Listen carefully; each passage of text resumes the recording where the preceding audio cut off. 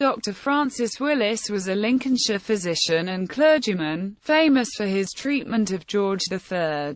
Early career. Willis was the third son of the Rev. John Willis of Lincoln. He was a descendant of the Willis family of Fenny Compton, Warwickshire, a kinsman of the George Willis who became governor of Connecticut, New England, and the Willis baronets of Stephencdickson, Cambridgeshire. After an undergraduate career at Lincoln College, Oxford and St Alban Hall, he was elected a Fellow of Brasenose College, Oxford in 1740 and was ordained as a priest. Willis was rector of the college, living of Wapping 1748 to 1750.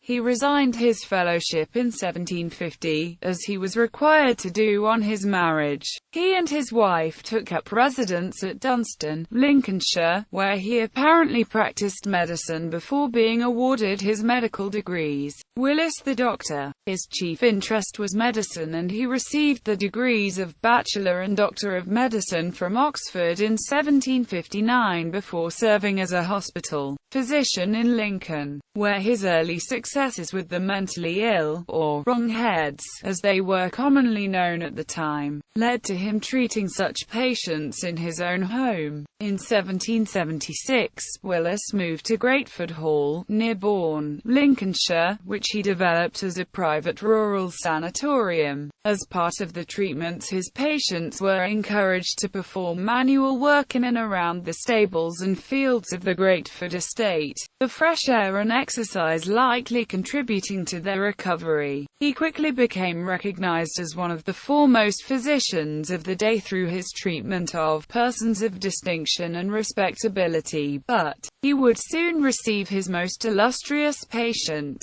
A French visitor to the estate in 1796 recorded, as the unprepared traveller approached the town, he was astonished to find almost all the surrounding ploughmen, gardeners, threshers, thatchers and other labourers attired in black coats, white waistcoats, black silk breeches and stockings, and the head of each bewigged, well-powdered, neat and arranged. These were the doctor's patients, with dress, neatness of person, and exercise being a principal feature of his admirable treatment system, where health and cheerfulness conjoined to aid recovery of every person attached to the most valuable asylum. Treating the King. George III had his first attack of madness, now usually identified as porphyria, which could have been triggered by an excess of rich wines, or more likely an overexposure to the arsenic related to the elaborate hats commonly worn in the Georgian period.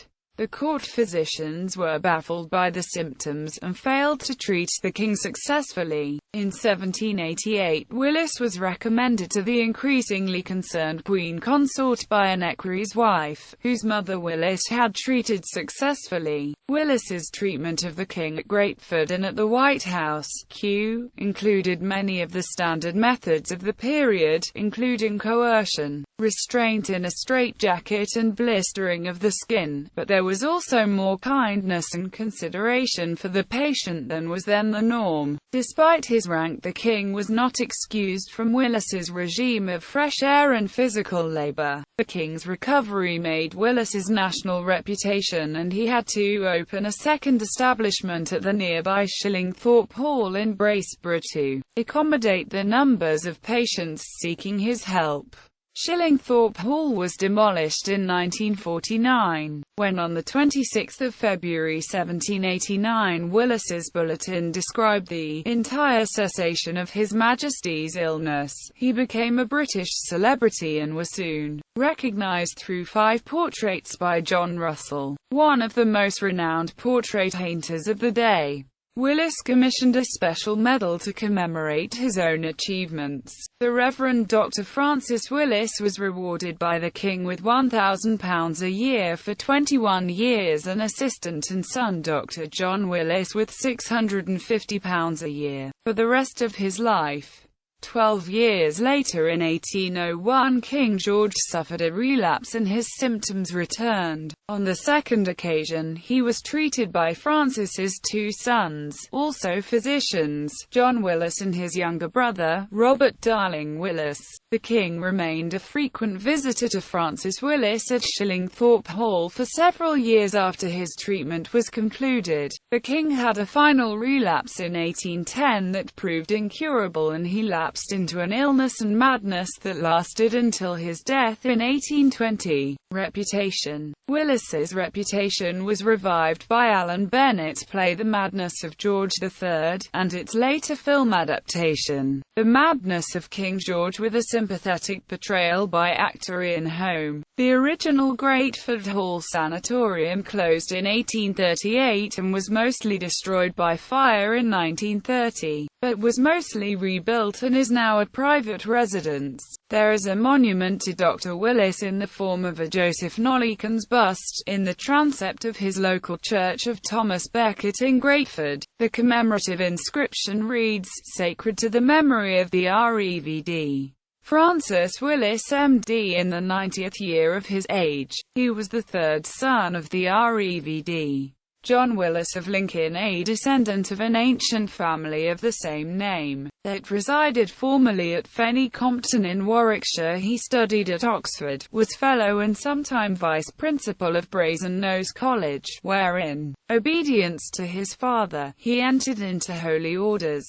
But pursuing the bent of his natural taste and inclination, he took the degree of Doctor of Physic in the same university and continued the practice of the profession to the last hour of his life. By his first wife Mary, the youngest daughter of the REVD.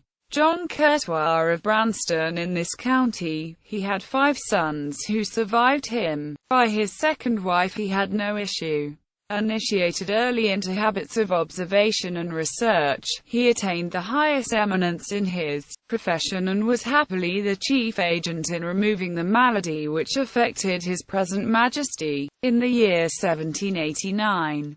On that occasion, he displayed an energy and acuteness of mind which excited the admiration and procured for him the esteem of the nation. The kindness and benevolence of his disposition were testified by the tears and lamentations which followed him to the grave.